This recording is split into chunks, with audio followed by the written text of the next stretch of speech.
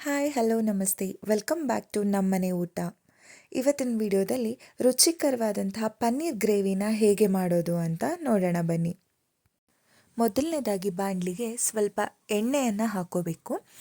ನಂತರ ಆ ಎಣ್ಣೆಗೆ ಸ್ವಲ್ಪ ಅಚ್ಕಾರದ ಪುಡಿ ಹಾಗೆಯೇ ಸ್ವಲ್ಪ ಉಪ್ಪನ್ನು ಹಾಕೋಬೇಕು. ಜಾಸ್ತಿ ಏನು ಬೇಡ, ಸ್ವಲ್ಪ ಹಾಕ್ಕೊಂಡ್ರೆ ಸಾಕು. ನಂತರ ಅದೇ ಎಣ್ಣೆಗೆ ಪನ್ನೀರ್ ಕ್ಯೂಬ್ಸನ್ನು ಹಾಕ್ಕೊಂಡು 4 ಕಡೆ ಕೂಡ ಸಮನಾಗಿ ಒಂದೇ ಥರ ಫ್ರೈ ಆಗಬೇಕು. ಅದು ಫುಲ್ ಟೇಸ್ಟಿಯಾಗಿ ಬರಬೇಕು ಅಂತಂದರೆ ಕ್ರಿಸ್ಪಿ ಆಗಿರಬೇಕಾಗತ್ತೆ. ಹಾಗೆ 4 ಕಡೆ ಕೂಡ ರೋಸ್ಟ್ ಆಗೋ ರೀತಿಯಾಗಿ ಫ್ರೈ ಮಾಡ್ಕೋಬೇಕು. ಒಂದು 5 ಮಿನಿಟ್ಸ್ ಅದನ್ನು ಮೀಡಿಯಮ್ ಫ್ಲೇಮ್ನಲ್ಲಿಟ್ಟು ಫ್ರೈ ಮಾಡೋದ್ರಿಂದ ಕ್ರಿಸ್ಪಿಯಾಗಿ ಬರುತ್ತೆ. ಅದನ್ನು ತಿರುಗಿಸ್ತಾನೆ ಇರಬೇಕು, ಇಲ್ಲ ಅಂದರೆ ಅದು ತಳ ಹಿಡ್ಕೊಬಿಡುತ್ತೆ. ಪನ್ನೀರ್ ಬೇಗ ಪಾತ್ರೆಗೆ ಅಂಟ್ಕೊಳ್ಳೋದ್ರಿಂದ ಅದನ್ನು ಎಣ್ಣೆಯಲ್ಲಿ ನೀಟಾಗಿ ತಿರುಗಿಸ್ತಾನೆ ಇರಬೇಕು. ನಂತರ ಅದಕ್ಕೆ ಬೇಕಾಗಿರೋಂಥ ಮಸಾಲೆಗೆ ಒಂದು ಟೊಮ್ಯಾಟೊ, 2 ಹಸಿಮೆಣಸಿನ್ಕಾಯಿ ಹಾಗೆ ಒಂದು 4ರಿಂದ 5 ಗೋಡಂಬಿಯನ್ನು ಹಾಕ್ಕೊಂಡು ರುಬ್ಕೊಳ್ಳೋಣ. ಅಷ್ಟರಲ್ಲಿ ಇದು ಫ್ರೈ ಆಗಿರುತ್ತೆ ನೋಡಿ. ಈ ರೀತಿಯಾಗಿ ಗೋಲ್ಡನ್ ಬ್ರೌನ್ ಕಲರಲ್ಲಿ ಕ್ರಿಸ್ಪಿಯಾಗಿ ಫ್ರೈ ಆಗಿರಬೇಕು. ಆವಾಗ ನಮಗೆ ಗ್ರೇವಿನಲ್ಲಿ ತಿನ್ನೋದಕ್ಕೆ ಫುಲ್ ಕ್ರಿಸ್ಪಿ ಆಗಿರುತ್ತಲ್ವ, ಒಳ್ಳೆ ಟೇಸ್ಟ್ ಕೊಡುತ್ತೆ. ನಂತರ ಅದೇ ಎಣ್ಣೆಗೆ 2 ಚಕ್ಕೆ, 2 ಲವಂಗನ ಹಾಕಿ ಅದ್ರ ಜೊತೆಗೆ ಸ್ವಲ್ಪ ಕಟ್ ಮಾಡಿಟ್ಟಿರುವಂಥ ಈರುಳ್ಳಿಯನ್ನು ಹಾಕಿ ಚೆನ್ನಾಗಿ ಗೋಲ್ಡನ್ ಬ್ರೌನ್ ಬರೋ ತನಕನೂ ಫ್ರೈ ಮಾಡ್ಕೋಬೇಕು. ಈ ಎಣ್ಣೆಯಲ್ಲಿ ಖಾರ ಪುಡಿ ಆಲ್ರೆಡಿ ಇರೋದ್ರಿಂದ ಅದು ಸ್ವಲ್ಪ ರೆಡ್ಡಾಗಿ ಕಾಣುತ್ತೆ ಹಾಕಿದ ತಕ್ಷಣವೇ. ಬಟ್ ಅದು ಫ್ರೈ ಆಗೋದು ನಿಮಗೆ ಗೊತ್ತಾಗತ್ತಲ್ವಾ, ಅಲ್ಲಿ ತನಕ ನೀಟಾಗಿ ಫ್ರೈ ಮಾಡಿಕೊಂಡು ಅದ್ರ ಜೊತೆಗೆ ಒಂದು ಹಸಿಮೆಣ್ಸಿನ್ಕಾಯಿನ ಕಟ್ ಮಾಡಿ ಹಾಕ್ಕೋಬೇಕು. ಈರುಳ್ಳಿ ಹಾಗೆ ಹಸಿಮೆಣ್ಸಿನ್ಕಾಯಿ ಚೆನ್ನಾಗಿ ಫ್ರೈ ಆಗೋವರೆಗೂ ತಿರುಗಿಸ್ತಾನೆ ಇರಬೇಕು. ಅದನ್ನು ನೋಡಿ, ಈರುಳ್ಳಿ ಕಲರ್ ಚೇಂಜ್ ಆಗ್ತಾ ಇದೆ. ಆಲ್ರೆಡಿ ರೆಡ್ ಕಲರ್ ಇರೋದ್ರಿಂದ ಸ್ವಲ್ಪ ಕನ್ಫ್ಯೂಷನ್ ಆಗ್ಬೋದು, ನೋಡ್ಕೊಳ್ಳಿ. ಅದ್ರ ಜೊತೆಗೆ 1 ಟೇಬಲ್ ಸ್ಪೂನಷ್ಟು ಜಿಂಜರ್ ಗಾರ್ಲಿಕ್ ಪೇಸ್ಟನ್ನು ಹಾಕ್ಕೊಂಡು ಚೆನ್ನಾಗಿ ತಿರುಗಿಸ್ಕೋಬೇಕು.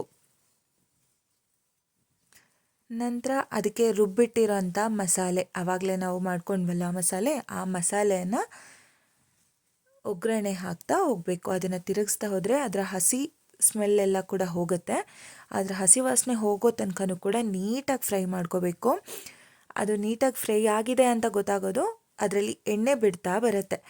ಅಲ್ಲಿ ತನಕನೂ ಚೆನ್ನಾಗಿ ಕೈ ಆಡಿಸ್ತಾನೆ ಇರಿ. ಅದರಲ್ಲಿ ಈ ಮಸಾಲೆ ಜೊತೆಗೆ ಸ್ವಲ್ಪ ಉಪ್ಪನ್ನು ಕೂಡ ಸೇರಿಸ್ಕೋಬೇಕು. 1-2ರಿಂದ 3 ನಿಮಿಷ ನೀಟಾಗಿ ಜಾಸ್ತಿ ಊರಿನಲ್ಲಿಟ್ಟು ಕೈ ಆಡಿಸ್ತಾ ಇದ್ದರೆ ಅದು ಅದರ ಹಸಿ ವಾಸನೆನೆಲ್ಲ ತೆಗೆದು ಎಣ್ಣೆ ಬಿಡ್ತಾ ಬರುತ್ತೆ.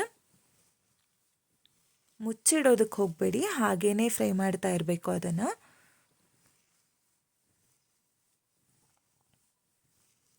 ನೋಡಿ, ನೀಟಾಗಿ ಎಣ್ಣೆ ಬಿಟ್ಕೋತಾ ಬರ್ತಿದೆ. ರುಚಿ ನೋಡ್ಕೊಂಡು ಇದ್ರ ಜೊತೆ ಯಾವುದಾದ್ರೂ ಮಸಾಲೆನೂ ಆ್ಯಡ್ ಮಾಡ್ಕೋಬೋದು. ಆಗ ಅದಕ್ಕೆ ನಾವು ಮಸಾಲೆ ರುಬ್ಬಿದ್ವಲ್ಲ, ಆ ಜಾರಿಗೆ ಒಂದು ಸ್ವಲ್ಪ ನೀರನ್ನು ಹಾಕ್ಕೊಂಡು ಅದನ್ನು ಆ ಮಸಾಲೆ ಜೊತೆಗೆ ಸೇರಿಸ್ಕೊಳ್ಳೋಣ. ಜಾಸ್ತಿ ಪ್ರಮಾಣದಲ್ಲಿ ಹಾಕ್ಕೊಳ್ಳೋದಕ್ಕೆ ಹೋಗಬೇಡಿ, ತುಂಬ ನೀರಾಗಿಬಿಡುತ್ತೆ. ಪನ್ನೀರಿಗೆ ತುಂಬ ನೀರು ಹಾಕಿ ಸಾರು ಮಾಡಿದರೆ ಚೆನ್ನಾಗಿರಲ್ಲ, ಅದು ಒಂಥರ ಸಾಂಬಾರು ಟೈಪ್ ಆಗಿಬಿಡುತ್ತೆ. ಸ್ವಲ್ಪ ಪ್ರಮಾಣದಲ್ಲಿ ಹಾಕ್ಕೊಂಡ್ರೆ ಸಾಕು. ಅದನ್ನು ನೀಟಾಗಿ ಮಿಕ್ಸ್ ಮಾಡ್ತಾ ಹೋಗಬೇಕು. ಗ್ರೇವಿ ಗಟ್ಟಿ ಆಗ್ತಾ ಬರುತ್ತೆ. ಒಂದು ಸ್ವಲ್ಪ ಕುದಿ ಬರ್ತಿದೆ ಅಂತಿದ್ದಾಗೆ ಅದಕ್ಕೆ ಪನ್ನೀರ್ ಕ್ಯೂಬ್ಸ್ ಫ್ರೈ ಮಾಡಿ ಇಟ್ಟಿರ್ತೀವಲ್ವ, ಅದನ್ನು ಆ್ಯಡ್ ಮಾಡಿಕೊಂಡು ಆ ಮಸಾಲೆ ಒಂಚೂರು ಪನ್ನೀರ್ಗೆ ಹಿಡಿಯೋ ಹಾಗೆ ಅದ್ರ ಜೊತೆ ಬೇಯಿಸ್ಕೋಬೇಕು. 1ರಿಂದ 2 ನಿಮಿಷದೊಳಗಡೆ ಅದನ್ನು ಬೇಯಿಸ್ಕೊಂಡ್ರೆ ಸಾಕು. ಅದಾದಮೇಲೆ ಅದು ಕುದೀತಾ ಇದೆ ಅಂತಂದಾಗ ಮತ್ತೆ ಅದಕ್ಕೆ ಒಂಚೂರು ಕೊತ್ತಂಬರಿ ಸೊಪ್ಪನ್ನು ಉದುರಿಸ್ಕೊಂಡ್ರೆ ಆಯಿತು. ಇವಾಗ ಗ್ರೇವಿ ನೋಡಿ ಗಟ್ಟಿಯಾಗಿ ಬಂದಿದೆ ನೋಡಿ.